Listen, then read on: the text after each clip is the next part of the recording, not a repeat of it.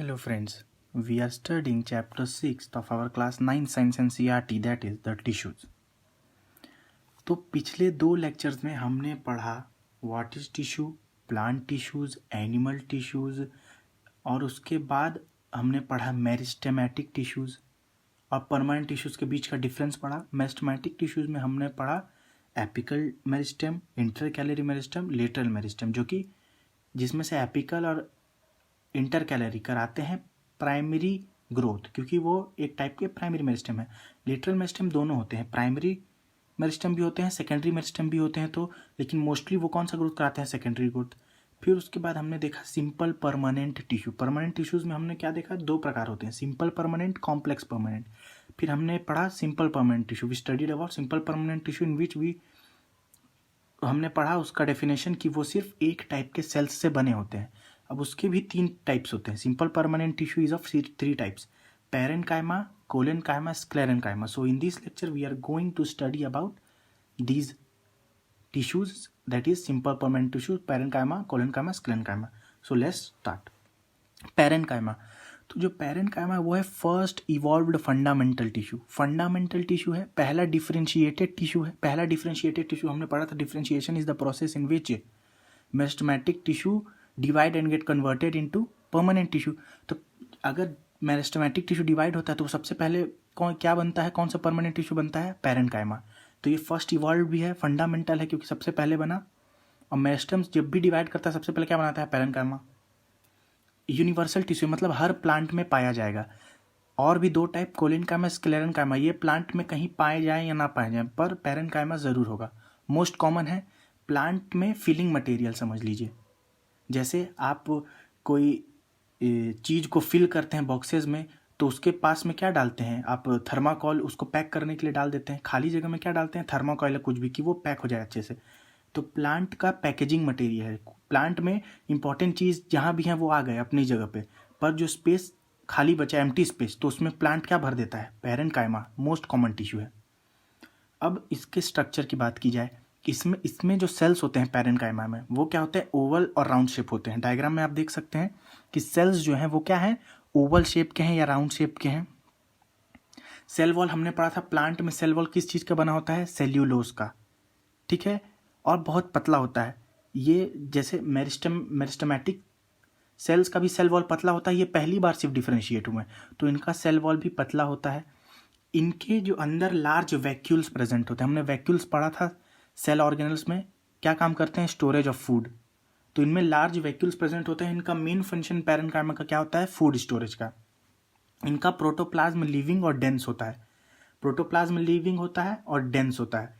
Protoplasm क्या होता है? न्यूक्लियस प्लस साइटोप्लाज्म, ठीक है। तो लिविंग होता है और डेंस होता है।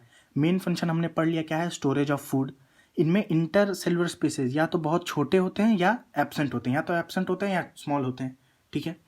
ये हो गया पैरेनकाइमा। अब पैरेनकाइमा में भी कुछ मॉडिफिकेशंस होते हैं। तो मॉडिफिकेशंस ऑफ पैरेनकाइमा में पहला मॉडिफिकेशन आता है प्रोजेनकाइमा। ऐसा पैरेनकाइमा जिसके सेल्स थिक वॉल्ड हों, ठीक है।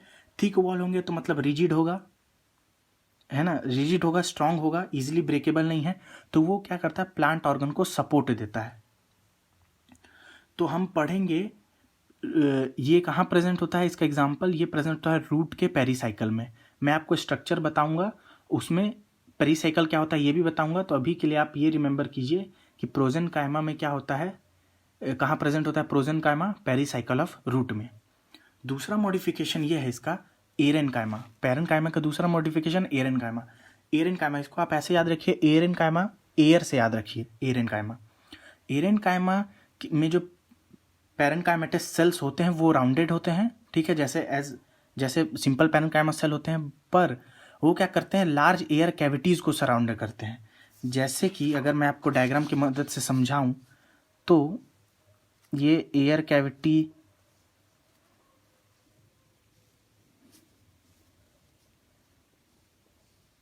ये देखिए, ये एरेनकाइमा के सेल्स हो गए, और ये जो इतना स्पेस हो गया ये क्या हो गया?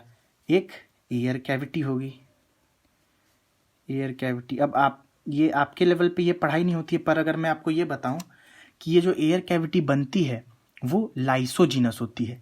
लाइसोजीनस मतलब हमने सेल लाइसिस पढ़ा था। लाइसोसोम क्या करते हैं, सेल लाइसिस कराते हैं। तो लाइसोजीनस कैविटी का मतलब कि यहाँ पहले कुछ सेल रहे होंगे, पास्ट में यहाँ सेल रहे होंगे, पर इन सेल्स के लाइसोसोम बस्ट हो गया और ये सेल्स यहाँ से डिसअपियर हो गए, मतलब सेल का लाइसिस हो गया, तो यहाँ खाली जगह बच गई। वो कैविटी, खाली जगह मतलब कैविटी कैसे बनी है, सेल के लाइसिस से, तो कैविटी क्या कैसी होगी, लाइसोजीनस। ऐसे ही साइजोजीनस कैविटी होती है। साइजोजीनस मतलब सेल की स्प्लिटिंग से, मतलब जैसे ये हो गई, यहाँ पे पहले सेल रहे होंगे मान लीजिए, अब क्या हुआ, सेल के बीच का डिस्टेंस बढ़ता गया, सेल स्प्लिट होते गए, बीच में डिस्टेंस बढ़ता गया, तो बीच में खाली जगह भी आ गई, एम्प्टी स्पेस, तो उससे कैविटी बन गई। तो कैविटी दो तरीके से बन सकती है, लाइसोजीनस, या तो जो सेल हो उनका लाइसिस हो जाए, वहाँ पे खाली स्पेस बन जाए, कैविटी बन जाए, तो लाइसोजीनस। और अगर सेल का स्प्लिटिंग हो जाए, सेल दूर दूर हो जाए, तो बन जाता है कौन सा कैविटी, साइजोजीनस। ठीक है, तो एरेनकाइमा में जो कैविटीज़ होती है वो कैसे बनती हैं, लाइसिस से, तो लाइसोजीनस कैविटीज़ होती हैं। ठीक है, इनका काम क्या होता है, बायोन्सी प्रोवाइड करती है, क्योंकि इसमें एयर भरता है, तो वो क्या होती है, वाटर में सरफेस पर फ्लोट करने में मदद करती है प्लांट पार्ट्स को। तो उसमें क्या होता है, provide buoyancy to aquatic plants. Aquatic plants को हम क्या बोलते हैं, hydrophytes. Phytes mean plant and hydro means water. तो वाटर में रहने वाले प्लांट्स को हाइड्रोफाइट्स कहते हैं। तो एरेनकाइमा क्या होता है, हमें इसका फंक्शन समझ में आ गया। फिर एक आता है मॉडिफिकेशन पैरेनकाइमा का, क्लोरेनकाइमा। क्लोरेनकाइमा क्या होते हैं, पैरेनकाइमेटस सेल्स होते हैं जिनमें क्लोरोप्लास्ट भरा होता है। हमने पढ़ा है सेल ऑर्गेन क्लोरोप्लास्ट फोटोसिंथेसिस में हेल्प करता है, इसके अंदर क्लोरोफिल पिगमेंट होता है। हम रिकॉल करते जाएंगे तो हमें पुराने चैप्टर्स भी याद हो जाएंगे।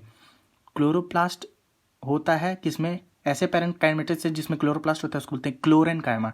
याद रखिए डिफरेंस होता है क्लोरेनकाइमा एंड कोलेनकाइमा, प्रोनाउंसिएशन को देखिए। तो क्लोरेनकाइमा जो है वो कहाँ मिलता है, मीजोफिल और लीव्स के। जब आप हायर क्लासेस में लीफ का स्ट्रक्चर पढ़ेंगे तो उसमें आपको पता चलेगा जो पैरेनकाइमेटस सेल्स अरेंज होते हैं उसको बोलते हैं मीजोफिल। उसी मीजोफिल में क्या प्रेजेंट होता है, क्लोरेनकाइमा। जो पैरेनकाइमेटस सेल्स होते हैं वो एक्चुअली क्या होते हैं, क्लोरेनकाइमा। उसमें होता है क्लोरोप्लास्ट, वो क्या परफॉर्म करता है, फोटोसिंथेसिस। तो इनका मेन फंक्शन क्लोरेनकाइमा का क्या है, फोटोसिंथेसिस। अब हमने पढ़ लिया पैरेनकाइमा, उसके तीनों मॉडिफिकेशन, प्रोजेनकाइमा, एरेनकाइमा, क्लोरेनकाइमा। अब let's go to the next simple permanent tissue, that is collenchyma. Collenchyma is a living mechanical tissue.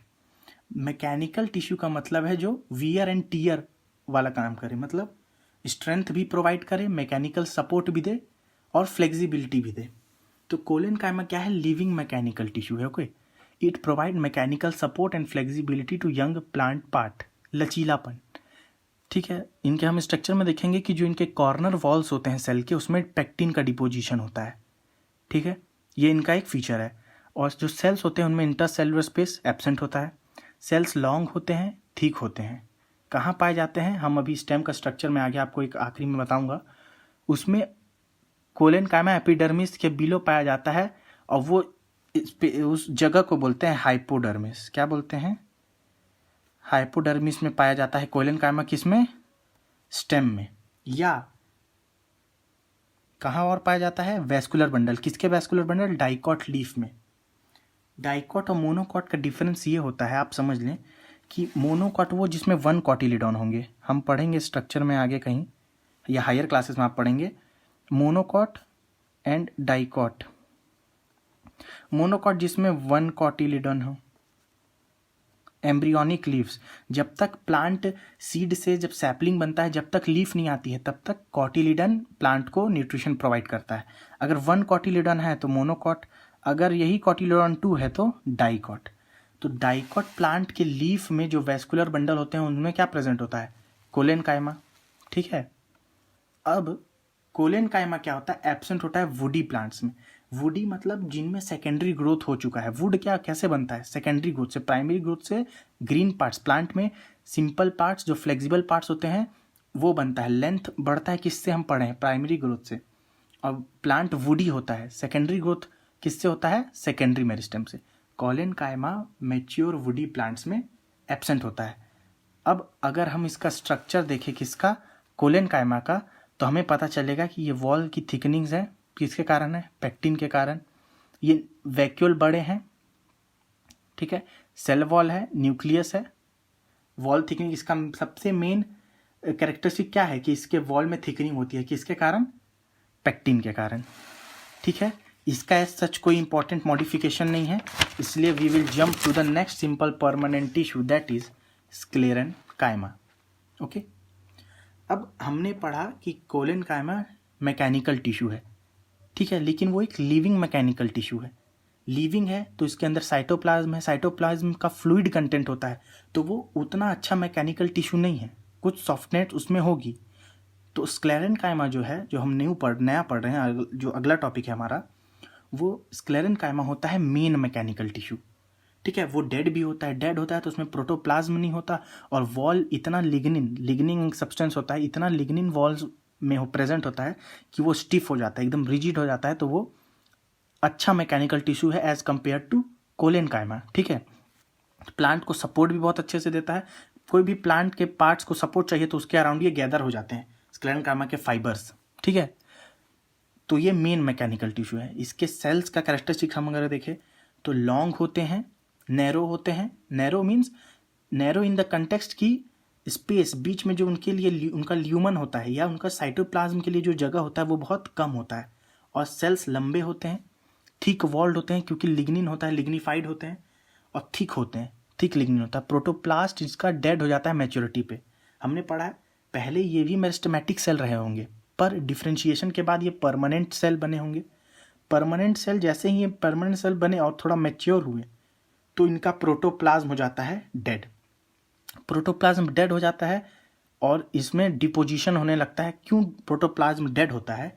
क्योंकि डिपोजिशन हो जाता है लिग्निन का डिपोजिशन हो जाता है तो ये इम्परमिएबल हो जाता है। तो फूड, न्यूट्रिशन, वाटर का क्या कर सकते हैं, एक्सचेंज नहीं हो पाता है, ठीक है। तो जिसके कारण प्रोटोप्लाज्म को सफिशिएंट न्यूट्रिशन नहीं मिल पाता और वो डेड हो जाता है मेच्योरिटी पे। पहले ये इसके पास भी प्रोटोप्लाज्म होता है, लेकिन जैसे जैसे ये मेच्योर होते हैं प्रोटोप्लास्ट डेड हो जाता है। अब स्क्लेरेनकाइमा का मेन फंक्शन है मैकेनिकल सपोर्ट प्रोवाइड करता है और रिजिडिटी प्रोवाइड करता है। कोलेनकाइमा भी मैकेनिकल सपोर्ट और रिजिडिटी प्रोवाइड करता है, पर वो कहीं लिविंग हो जाता है। वो लिविंग हो जाता है तो वो और भी फंक्शंस कर सकता है, फोटोसिंथेसिस कर सकता है, प्रोटीन सिंथेसिस कर सकता है। पर स्क्लेरेनकाइमा का मेन फंक्शन सिर्फ एक और एक फंक्शन है, मैकेनिकल सपोर्ट। इसको एक एनालॉजी से समझिए कि जैसे कोई एक आदमी है, ठीक है, एक ह्यूमन है, मैंने उसे कोई एक काम दिया है, और एक और आदमी है, मैंने उसे 2 या 3 काम दिए हैं। तो उसकी जो एनर्जी है वो तीनों काम में इक्वल बराबर डिस्ट्रीब्यूट होगी, तो कोई भी एक काम परफेक्ट नहीं हो पाएगा। लेकिन अगर मैं किसी एक आदमी को सिर्फ एक काम देता हूँ तो उसकी पूरी एनर्जी कंसंट्रेट होगी उसी काम में, तो वो उस काम को ज़्यादा अच्छे से कर पाएगा। यही केस यहाँ पर भी है। स्क्लेरेनकाइमा के लिए सिर्फ एक ही काम दिया गया है कि आप मैकेनिकल सपोर्ट प्रोवाइड कीजिए, रिजिडिटी प्रोवाइड कीजिए। कोलेनकाइमा मैकेनिकल सपोर्ट तो देता है पर फोटोसिंथेसिस में भी काम आ जाता है, ठीक है। तो उसकी जो उतनी सफिशियंसी है, एफिशिएंसी है, वो मैकेनिकल सपोर्ट उतनी नहीं दे पाता है, ठीक है। अब स्क्लेरेनकाइमा कहाँ कहाँ प्रेजेंट होता है? बहुत ही सिंपल एग्जांपल है कोकोनट के हस्क में। आपने कोकोनट का बाहर का वो देखा होगा स्ट्रक्चर, तो उसमें बहुत सारे फाइबर्स, रेशे के जैसे बहुत सारे हेयर्स जैसे लॉन्ग स्ट्रक्चर होते हैं। वो किसके बने होते हैं? स्क्लेरेनकाइमा के। हम पढ़ेंगे वैस्कुलर बंडल आगे पढ़ेंगे जाइलम फ्लोएम, जो कि कॉम्प्लेक्स परमानेंट टिश्यू है। हम क्या पढ़ रहे हैं? Simple permanent tissue. तो एग्जाम्पल के लिए कॉम्प्लेक्स परमानेंट टिश्यू या वैस्कुलर बंडल के अराउंड प्रेजेंट होते हैं स्क्लेरेनकाइमा। लीव्स के वेन में प्रेजेंट होते हैं, जिसके कारण लीव्स अटैच होते हैं, मतलब लीव्स रहते हैं बाहर, लेकिन उनको क्या मिलता है? एक रिजिड सपोर्ट मिलता है। किसके होने के कारण? स्क्लेरेनकाइमा के होने के कारण वो जुड़े रहते हैं और मूवमेंट कर सकते हैं। और किसी भी सीड या नट के हार्ड कवरिंग में प्रेजेंट होता है स्क्लेरेनकाइमा। गुआवा में भी प्रेजेंट होता है, या पियर हम खाते हैं उसमें भी। आप जब पियर या गुआवा खाएंगे तो उसमें एक रिजिडनेस लगती है। वो किस कारण होती है? स्क्लेरेनकाइमा के कारण होती है, ठीक है। अब स्क्लेरेनकाइमा का हम स्ट्रक्चर देख सकते हैं। इसमें थिक लिग्निफाइड वॉल्स हैं। ये एक ट्रांसवर्स सेक्शन है। बायोलॉजी में आप जो भी पढ़ेंगे, आप जैसे ह्यूमन एनाटॉमी भी पढ़ेंगे, तो उसमें आपको ट्रांसवर्स और लॉन्गिट्यूडनल दोनों सेक्शन हर एक स्ट्रक्चर का दिखाया जाता है। तो ट्रांसवर्स सेक्शन मतलब जैसे कि ये पेन है, ठीक है, ये ऐसे रखा है तो मैं इसको ऐसे काटूँ, इसके 90 डिग्री पे काटूँ परपेंडिकुलर, तो वो कौन सा सेक्शन हो जाएगा आपका? Transverse section. ऐसे करके काटना, दिख रहा है? ऐसे करके काटना, ऐसे ऐसे काटना। लेकिन वहीं मैं इसको अब ऐसे रखूं और इसको ऐसे काटूं, तो ये क्या हो जाएगा? Transverse section. ये इसके पैरेलल काटूं ऐसे, तो ये ट्रांसवर्स सेक्शन इसके सरफेस के थ्रू, इसके सरफेस के थ्रू काटूं तो ये लॉन्गिट्यूडनल सेक्शन। और अगर 90 डिग्री परपेंडिकुलर काटूं तो ट्रांसवर्स सेक्शन। ठीक है, तो इसमें आप देख सकते हैं दोनों सेक्शन में नैरो ल्यूमन है, मतलब जगह बहुत कम है। क्यों? क्योंकि इनके वॉल्स थिक होते गए और प्रोटोप्लाज्म श्रिंक होते गया और बाद में डेड हो गया, मतलब खत्म हो गया प्रोटोप्लास्ट। अब थिक लिग्निफाइड वॉल है, नैरो ल्यूमन है, ये बहुत इंपॉर्टेंट पॉइंट है। अब हमने तीनों सिंपल परमानेंट टिश्यू पढ़ लिए। अब हम आगे आते हैं कुछ स्ट्रक्चर्स में। तो एक स्ट्रक्चर हम पढ़ते हैं आगे, एपिडर्मिस। एपिडर्मिस कोई भी प्लांट पार्ट का या प्लांट सरफेस का सबसे आउटर मोस्ट लेयर होता है। Leaf outer most layer, stem का आउटर मोस्ट लेयर, रूट का आउटर मोस्ट लेयर। किसी भी प्लांट पार्ट का आउटर मोस्ट लेयर क्या होता है? Epidermis. Epidermis is outer covering और the outer most layer of entire plant surface. It protects all the parts of the plant. ठीक है, आउटर मोस्ट है। जैसे ह्यूमन में स्किन आउटर मोस्ट है तो वो हमारे बॉडी के इनर पार्ट्स को प्रोटेक्ट करती है, वैसे ही एपिडर्मिस आउटर मोस्ट है प्लांट में। एपिडर्मिस हमेशा यूजुअली इन 90% केसेस और 95% केसेस एपिडर्मिस सिंगल लेयर का बना होता है। कुछ जीरोफिटिक प्लांट, जीरोफिटिक जैसे हमने हाइड्रोफिटिक पढ़ा, hydro means water, फिटिक means plants या फाइट्स मीन्स प्लांट। तो जीरोफिटिक प्लांट्स मतलब जीरो मीन्स डेजर्ट कंडीशंस। ठीक है, dry conditions, very dry conditions. तो ऐसे प्लांट्स जो डेजर्ट में या ड्राई कंडीशन में होते हैं उनमें एपिडर्मिस क्या होता है? बहुत थिक होता है। थिक इसलिए होता है कि जो वाटर का लॉस है, हम पढ़ेंगे वाटर लॉस को क्या बोलते हैं? ट्रांसपीरेशन। ट्रांसपीरेशन जो प्लांट के एरियल पार्ट्स से वाटर का लॉस होता है, तो जीरोफिटिक कंडीशंस में वाटर बहुत इंपॉर्टेंट होता है, तो उसका लॉस प्लांट कंपनसेट करने के लिए क्या करता है? एपिडर्मिस थिक हो जाता है। किसके कारण थिक होता है? क्यूटिन के कारण। क्यूटिन का कोटिंग होता है, उस कोटिंग के लेयर को क्या बोलते हैं? क्यूटिकल। वो एपिडर्मिस के ऊपर आ जाता है, जिसके कारण वाटर के लिए एक डैम जैसा बन जाता है, जिससे वाटर बाहर नहीं जा सकता, तो वाटर लॉस कम हो जाता है, तो वैसे वाटर रिक्वायरमेंट फुलफिल होता है। ठीक है, अब एपिडर्मिस का एरिया, सिंपल प्लांट्स जो कि सिंपल कंडीशंस में होते हैं उनमें भी कभी कभी वैक्सी, ज़्यादा हीट कंडीशन में वैक्सी सब्सटेंस सिक्रीट होता है जो कि वाटर रेजिस्टेंट लेयर बनाता है, जो फिर प्रोटेक्शन देता है वाटर लॉस के अगेंस्ट, मैकेनिकल इंजरी या इन्वेजन ऑफ पैरासाइट्स। ठीक है, अब जो एपिडर्मिस के जो सेल्स होते हैं उनके बीच इंटरसेलुलर स्पेस क्या होता है? एब्सेंट होता है। ठीक है, जिसके कारण वो बहुत अच्छा प्रोटेक्शन दे सकते हैं। अब एपिडर्मिस के आउटर और साइड वॉल्स जो होते हैं थिक होते हैं इनर वॉल्स से। जैसे कि देख सकते हैं हम, ये एक एपिडर्मिस की लेयर हो गई। ठीक है, ये सेल्स हो गए, आउटर वॉल थिक होगी। ठीक है, साइड वॉल्स थिक होंगे, but inner wall usually thin होती है। ठीक है, अब आउटर साइड ऑफ एपिडर्मिस और साइड वॉल्स जो हैं वो इनर वॉल्स से थिक होते हैं। इनर सेल्स नहीं, इनर वॉल्स से थिक होते हैं। अब रूट का जो एपिडर्मिस होता है उसमें क्या होते हैं? रूट हेयर प्रेजेंट होते हैं। आप कभी भी किसी रूट को देखेंगे तो रेशेदार हेयर, जैसे मैंने पहले भी बताया, रेशेदार हेयर जैसे स्ट्रक्चर निकलते हैं रूट में से, उनको कहते हैं रूट हेयर।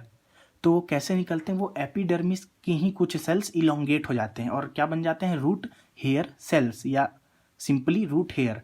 तो उनसे क्या होता है, जो वो रूट का फंक्शन क्या है? वाटर को अब्जॉर्ब करना, प्लांट में देना।